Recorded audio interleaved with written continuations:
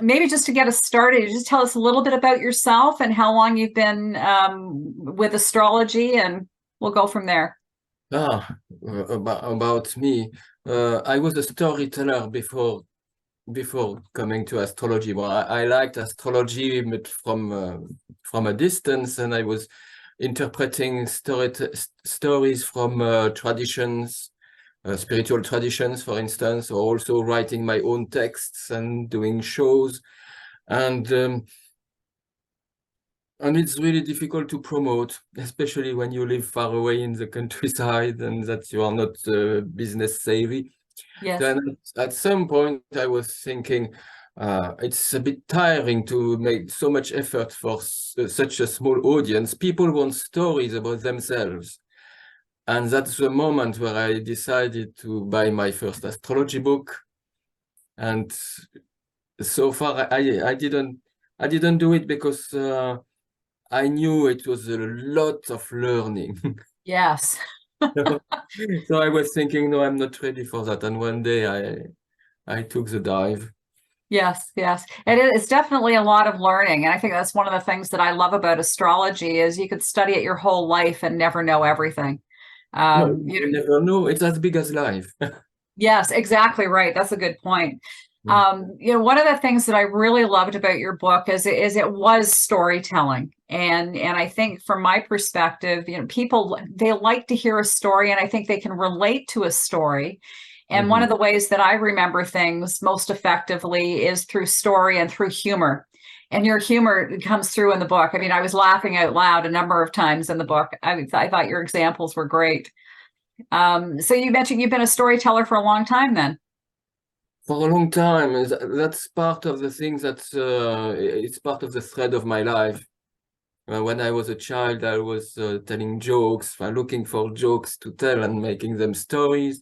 Yeah. Actually, when I trained a bit performing arts, I realized that my father, in spite of being someone very self-effacing, actually was very great at storytelling without knowing it. Just when telling little jokes, the story of a man and a woman, a man who goes to the pet shop to buy a parrot and silly things. But I was thinking, wow, actually he has all the technique without knowing it. Yes, and it's wonderful to learn that way, right? Without even realizing that you're Yeah. kind of taking that on. Yeah, Yeah. I realized that later on. And one day it was near my progressed new moon when I was 30 and something, because I'm a balsamic moon. I was born under a balsamic phase. So I had my first one when I was 3 years old, and the second when I was about 33. And at that time I had a partner who wanted to create a show when she would be dancing, and she wanted a storyteller. Right. For show. And I was a boyfriend. Yes. So I was recruited to do some storytelling, and she was dancing. She was half Iranian, half French. So it was Oriental. And so I find myself telling a Sufi story and another story in Sufi style. Yes. And I was told, oh, you are good at that. And I said, I'm good at something, me. Surprise. Surprise. And so I kept doing it. Yeah, that's amazing. You mentioned, I think in the introduction of your book that the book began as a blog. Really, I mean, you began, you were writing blogs. So, at what point did you decide I've got all this blog material, I'm going to turn it into a book? Because I was told. I wrote this blog, and I wrote also posts on Facebook in the beginning, just to get an audience and people knowing that I was offering my services as an astrologer. And very often people told me, oh, you should write a book, you should write a book. And I was saying, yes, but have the problem, I try to write long things, but usually I'm really happy when I write 2 pages or 3 pages, and it's a whole, and that's it. And in the long term, I lose my way, or I don't like it. Right. So I kept writing my blog saying I'm happy with the blog, and one day just someone, Radilina Shanova, I dedicate the Yes, yes, actually I met her. She came to one of our book club meetings. yeah, and she was the one who, instead of telling me you should write a book, she told me you have a book. Right, right. Maybe. Well, and that probably made it an easier place to start too, because you weren't beginning with a blank page. Yeah. Well, I was, each time I wrote a text, most of these blog posts, actually maybe 2/3 of the book have been written as blog posts without intention of writing a book, but with the intention to make something and which is short. And when it's short, it has to be engaging, especially when you're thinking most people will be on a computer screen. So you really want a good level of energy. It's not the time to be meditative and have long descriptions or things like that. It has to be a bit bang, bang, bang, this, that, and that. Okay, you can go. Yeah, I think that certainly comes through in the book, because it's clear, it's succinct, it's in plain English, so there's not a lot of jargon. I think a lot of us pick up astrology books and we go through it and we're kind of bored halfway through, because it's very technical. And while those things are necessary, it's just such a treat to pick up something that is it's an easy read, but it's entertaining, and there's a lot of meat to it as well. And yeah, do you think that? Well, I know that I have noticed, and I studied psychology, so it reminds me also things I had learned in psychology, is we confuse easily familiarity and understanding. Right. Something is familiar, we try to understand. An example I remember from from psychology was someone saying, why did this person give a lot of money to charity? And because they are generous. What does generous mean? Oh, it's, for instance, giving a lot of money to charity. And you go, and then you're just familiar with the fact that this behavior exists. Yeah. And actually, you're just familiar. You don't understand. Right. And in astrology, I've seen many people also, and it's true, it's difficult to explain and communicate, but saying, oh, this Venus in Sagittarius, oh, yes, and you say nothing. That's right. Yes. You get the impression and you have a certain feeling, but with the familiarity, you believe you've said a lot of things, but if you're not sharing the jargon, you understand nothing. And I was there. No, it could be expressed more precisely. Yes, absolutely. Well, even I think towards the beginning of the book, you're talking about walking down the street, and here's the post office and here's the fire station and so on. And I thought that's genius. I mean, I don't think that, most people think about that as they're walking down the street. And I thought, what a wonderful exercise to actually take and provide to a student of astrology or somebody just starting out, go down this path, walk down the street, see what you see and see how you can relate these things. Observe life. Observe life. Absolutely. And really, I mean, that's what it's all about, isn't it? And yeah, you say genius. Well, thank you for the compliment, but I was just trying to understand my planetary energies, reading astrology books, and one day I was just walking in the street and I was passing by a fire station. Yeah. I was thinking, oh, that's like Aries. Yes, yes. And then I look at all the other shops and finding sometimes obvious connections. Yes. Well, I think it's about being able to connect the dots, especially when you're studying. So the exercise that we're just speaking about now really is a way to help people understand how to connect those dots and make meaning and understanding, right? So, to your point, not just being familiar, but to really understanding it. Yes, really connecting. It's a language. So yes. The symbols talk about realities which are part of life. If people read only astrology books and they know nothing about anything besides astrology, they can't do proper interpretations. Yes, absolutely. Well, and I think so many astrologers get really bogged down in a technical area of interest, which is great, and there's a use for that. But in terms of sharing the information with others, sometimes they're not as clear or as succinct. Yeah, and it's a communication problem. Yeah. Exactly right. Exactly right. I noticed one of the other things that you mentioned was Liz Green and Howard Susportis were your heroes. And while certainly your writing style is a lot different, can you talk to us just a little bit about why they're your heroes and how and what you took from them to help you in your book? Why are they my heroes? But maybe because I studied psychology. When I was Yes. when I was a teenager or in my 20s, I was thinking, oh, the answers to the problems of the world, like when you're a teenager and you think, I'm going to solve the problems of the world. Yes.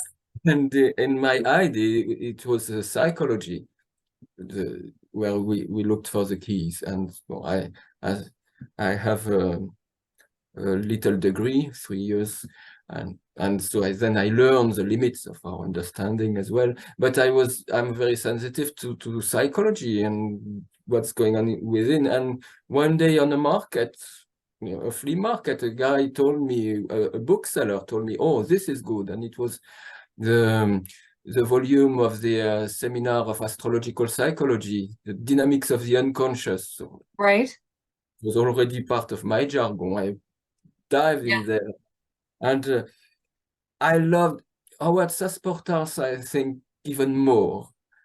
When how to say it, there is something I really relate to, both in the humor. I'm often smiling at his way of seeing things. Yes.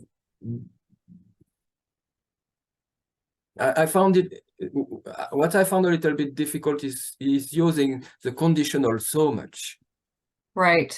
Right. I was thinking there is still something to bridge, because may means this, may means that. And I say, yeah, how do I know? How do I know? That's right. Yeah, there are so many things that it might mean, but how do you actually narrow that down and do an interpretation that's meaningful for somebody? Yes, Yeah. yes. Yeah, I agree with you. I mean, I like Liz Green. Howard Susportis, though. I recently read one of his books, Gods of Change, and I don't know if you've read that one, but I thought, wow, I appreciate his style. He's not as harsh as Liz Green, although there's a lot of quality, of course, in what she writes. Yeah. But I found I resonated a lot more with Howard Susportis. But both are important, obviously. Yes. They are big giants. Yes, for sure, for sure. I notice on your website that you have one of your offerings is Astro Story, and where you can do a story for people. Do you do a lot of that, or? I don't do a lot of that. I hide it. I keep it on my website and I hide it. Oh no, well, I found it. Sorry. Well, I can talk about it because for a while I was thinking, oh, that's the unique concept that nobody else does, and I love writing and telling stories. But it's the difficulty with that is it's blind work. People Yes. send you their birth details, and you're there in front, knowing nothing. Yeah. So a couple of times I managed to find stories which I said, this is metaphorical. I am not claiming that I'm able to see everything about your life without being given any information. So, but it's a metaphorical story. You should be able to relate to what is in it. Well, first of all, not everyone may get this notion of metaphorical, because, Yes. it's and sometimes people tell me, but you're psychic. Yeah. And so sometimes it's enjoyable to hear, but it's not something I can summon up like that. Sometimes it's there, sometimes it's not, and sometimes it's a lot of anxiety and wonder. Yes. So I think I think astrology much more relevant actually when you when you start knowing the past of someone, you know where they are coming from. You get, if you want to talk about what comes next in the book, you don't start in the middle of the book. You need to understand what comes before, and it's much better work, astrologically speaking. Yes, absolutely. On that point, I mean, I've been doing a lot of work in terms of my own family research, and it's one of the things that got me interested in astrology was thinking that I could understand more about my family, and the relationships and also connections to ancestors. And thankfully, a couple of generations back, my parents were pretty good about sharing stories about their families and so on. So my goal is to understand the whole family more clearly, but to put that together in some kind of story. But again, to your point, you can't rely just on the chart unless you have some anecdotal references. It's not meaningful for the people who might be reading it. Yeah. It depends of the people, and I also had some cases when I using my own metaphors. I remember writing an astro story, and I was thinking, oh, this makes me think a bit of a story with Moses. Yes. And I do a rewriting on some biblical story about Moses in a way that a bit impertinent, but yeah. And actually, this was not the reference that person would have enjoyed. Yes. So yes. you also have this difficulty. Yeah, true enough. True enough. Sorry, go ahead. Yeah, no, that's just so I leave it on my website without insisting. Have you worked on larger projects though? Maybe using your storytelling to help people with the consultations and so on? So if you're doing a consultation, is there an opportunity there maybe to work with somebody on a story, or have you explored that? No, not exactly. It's more the use of pictures and metaphors. Right. Okay, that's great. The story can unfold naturally, but I don't think, writing a story, no. But sometimes it's the best way to explain something. Yeah, that's for sure. Do you teach? Yes. Do you do classes? Yeah. Because as I was reading this, I thought, boy, this is great material for a workshop. Well, I do teach. There is I do it. I like 1-to-1 or 1 to very small groups. Yes. So And so, what size group do you work with usually? Well, 2-3 people, 4 maximum. But already 4 people, it's already a different dynamic. I love 3 students and me. Yeah, that's an interesting dynamic. That's also an opportunity for the students to get the most out of it as well. Yes, because three person, we can really pay attention, offer attention. Yeah, absolutely. Questions. Are you planning to write another book? I keep writing blog posts. Okay. So hopefully, one day it might turn into another book. Yes, I have this in mind. Yes. Yeah, that's great. That's great. I am experimenting something. I've written this book with a kind of symbolic language. Yes. Trying to play with symbol and tell stories juggling with metaphors. And then I was thinking, I'm going to explain why it is a symbolic language and becoming more intellectual. And actually, that's far less interesting. far less attractive, at least, or it's interesting for people who are a little bit interested by this. Yes, but you've got some great examples here. I mean, I love the wolf in the tutu. Yeah. I mean, I will never forget that. And I thought, because many times I've tried to explain to people about, you've got the actor, you've got the costume, you've got the stage.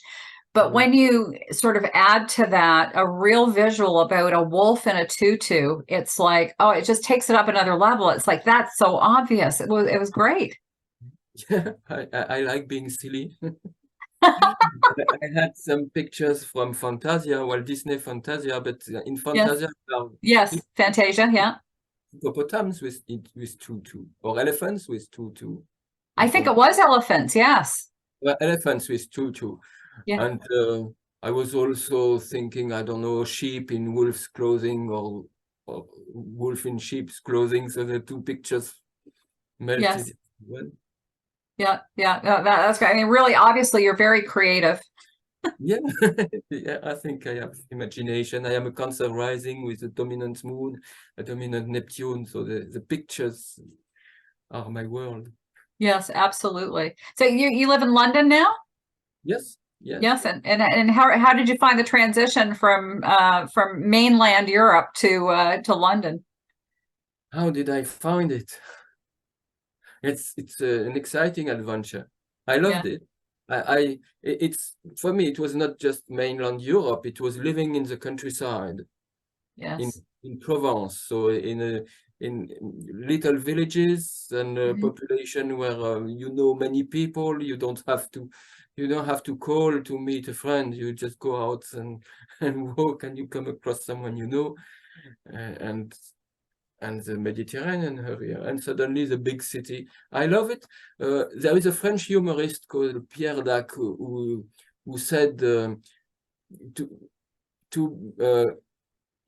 people should build cities in the countryside for them to be more enjoyable. And London is a city built in the countryside. It's very green. There are Yes. parks, and so I can still feel like a country guy. Yeah, no, that's great. That's great. Yeah. And it's nice when you're able to sort of bring that with you, what you're comfortable with and what you enjoy into another environment. So, Yeah, so that's great. I've always done outdoor jobs. When I came to London, it was a turning point in my life, and I had family in London. So, and I was thinking, oh, London, it's easy to find a job. And so I came to London. It was in 2008, and then the economy collapsed. Oh gosh, yeah. And well, fortunately, I was not alone. I had a roof over my head. And then I started a little business doing gardening. And gardening and astrology, that goes very well together. You have time to meditate and Yes. let Yes. it. And when I teach astrology, I also say, because when we do a class, we have 1 hour, and sometimes we would need to find interpretations like that instantly. But I say, no, it's go for a walk, daydream, sleep and wake up, and then sometimes the pictures just comes up. Yeah, I would think it's a really good way to assimilate Yes. what you're reading and to really metabolize it, for lack of a better word. Yeah, yeah. And I would think as well, London, perhaps more than many places in the world, has got a really big astrological community. Yes, it is. Yeah. Do you get out there at all or connect with other astrologers? No? Sometimes I should. And then I look at my chart. I am a Cancer rising and my moon is on the IC. And I say, I understand why I prefer to stay home. Yes. Who could blame you? Who could blame you? So just to kind of wrap things up here, what would you like readers to take away from your book? So if somebody's picking up the book, what would you like them to get out of this? What would you say is important for them? What's important is to think in picture and to think by ourselves with our own sensitivity.